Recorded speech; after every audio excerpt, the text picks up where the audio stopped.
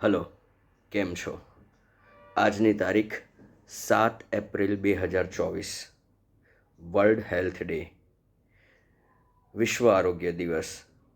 આપણા હિન્દુ શાસ્ત્ર પ્રમાણે જે આપણા 4 વેદ છે અને 5મો વેદ છે એ છે આયુર્વેદ.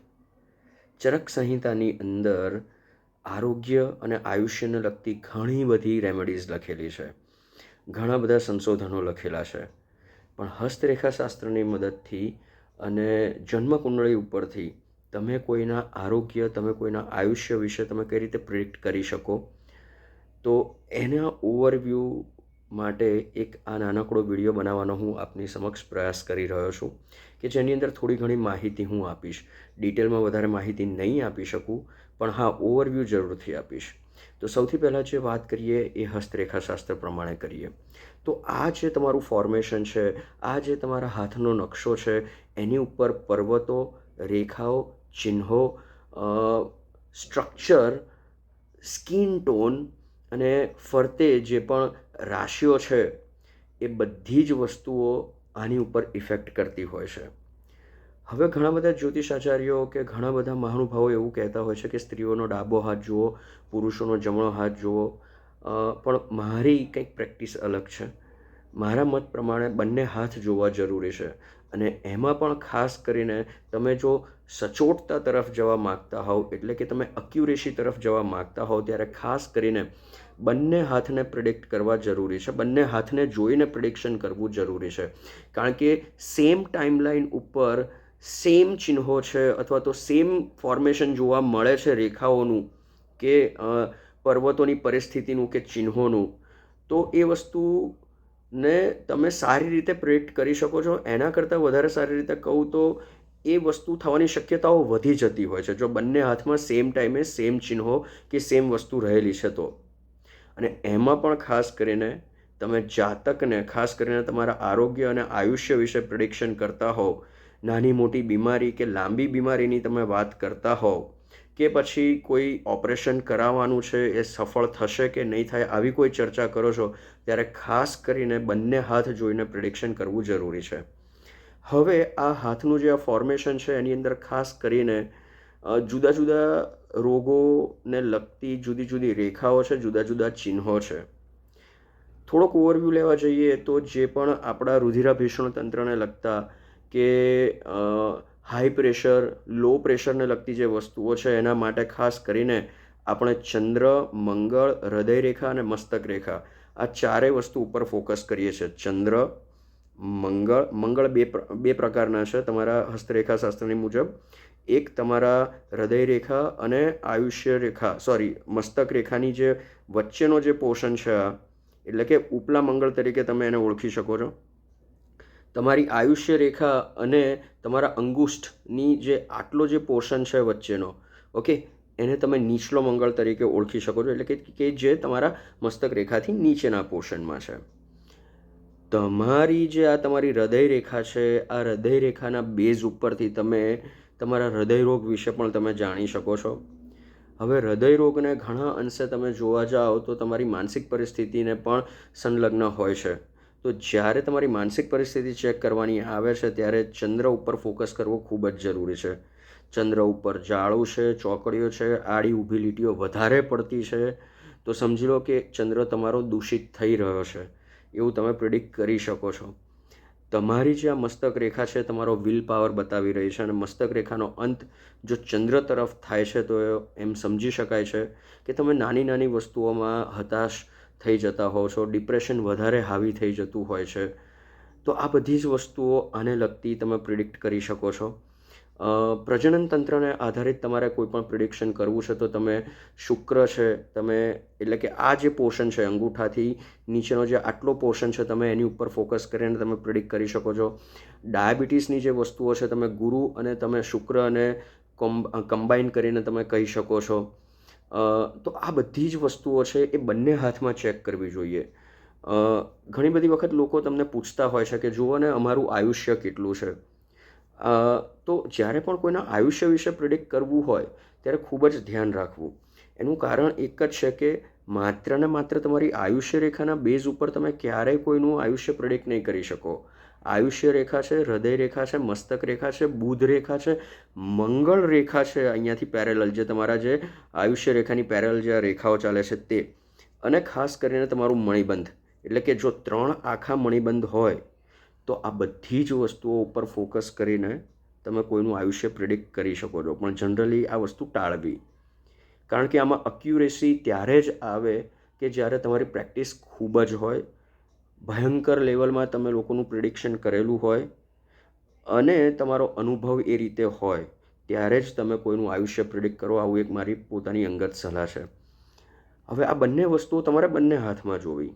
ઘણી બધી વખત તમને એવું થતું હોય છે કે સડનલી તમને કરંટ લાગતા હોય છે, ઇસ્ત્રીના કરંટ લાગતા હોય છે, કે પછી પ્લગ ભરાવતી જતી વખતે કરંટ લાગતા હોય છે. તો જ્યારે આવી બધી વસ્તુઓ થતી હોય છે, તમે વારંવાર પડી જતા હોવ કે સડનલી એક્સિડન્ટ થઈ જતા હોય, ત્યારે આની અંદર 2 વસ્તુ ધ્યાનમાં રાખવી. જો તમારી જે આ હૃદય રેખા છે સડનલી આયુષ્ય રેખાને ટચ થતી હોય, ત્યારે આવા અકસ્માતોની વણઝાર થતી હોય છે. આની સાથે સાથે જો ચંદ્ર ઉપર તમારે ડાઘા પડી જતા હોય, ડાઘા આવતા હોય, પહેલાં ક્યારેય દેખાયા ના હોય એવા ચિહ્નો તમને ચંદ્ર ઉપર જોવા મળે, બ્લેક સ્પોટ્સ જોવા મળે, ચોકડીઓ જોવા મળે, ત્યારે કોઈ જ દિવસ ખોટો માનસિક લોડ લેવો નહીં.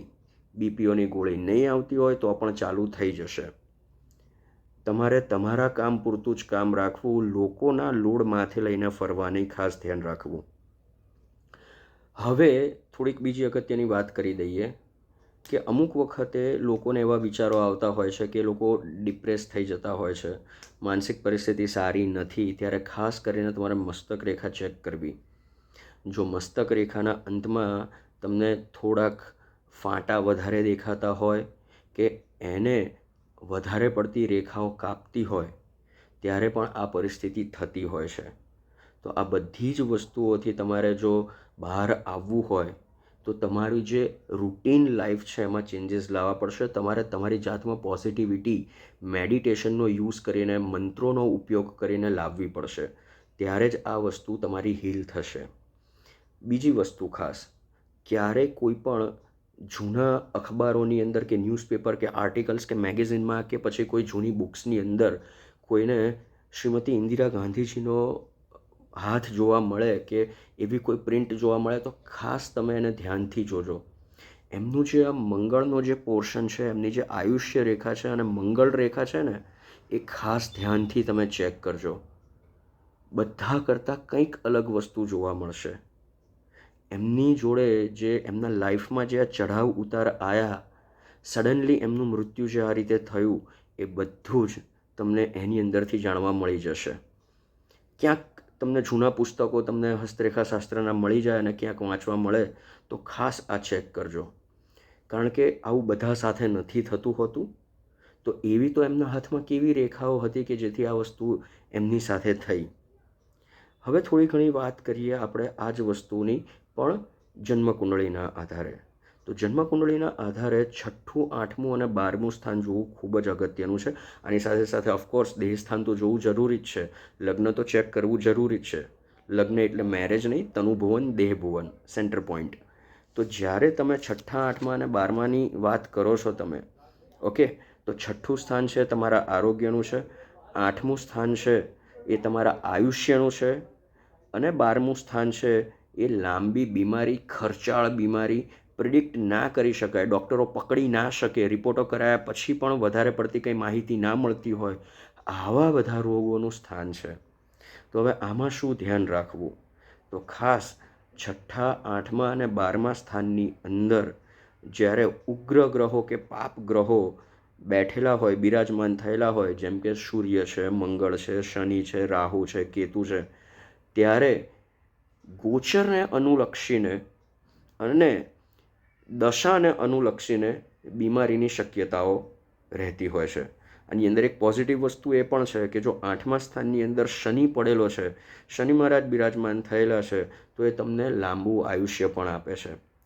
તો જ્યારે 6ઠ્ઠું સ્થાન, 8મું સ્થાન, 12મું સ્થાન, આના જે સ્વામીઓ પણ છે ને, એ પણ જો શનિ, રાહુ, મંગળ, કેતુ જોડે જોડાતા હોય ને તો પણ તકલીફ ઊભી થતી હોય છે. એમાં પણ ખાસ કરીને પાપ ગ્રહોની દશા, મહાદશા, અંતરદશા તથા ગોચરમાં રાહુ અને શનિ અને જન્મકુંડળી કે રાશિ કુંડળીથી ચોથે, 8મે અને 12મે આવા કોઈ ગ્રહો પડેલા હોય તો કુંડળીની પરિસ્થિતિ અનુસાર શરીરના આરોગ્યની અંદર નાના મોટા ફેરફારો આવતા રહે છે. જન્મકુંડળીમાં શુભ ગ્રહો 6ઠા, 8મા કે 12મા સ્થાનમાં શુભ દ્રષ્ટિ કરતા હોય તો એકંદરે તમારું આરોગ્ય, તમારું આયુષ્ય ખૂબ જ હેલ્ધી હોય છે, તમારી લિવિંગ લાઈફસ્ટાઈલ ખૂબ જ હેલ્ધી હોય છે. તો હવે આ બધી વસ્તુઓથી બચવા માટે કરવું શું?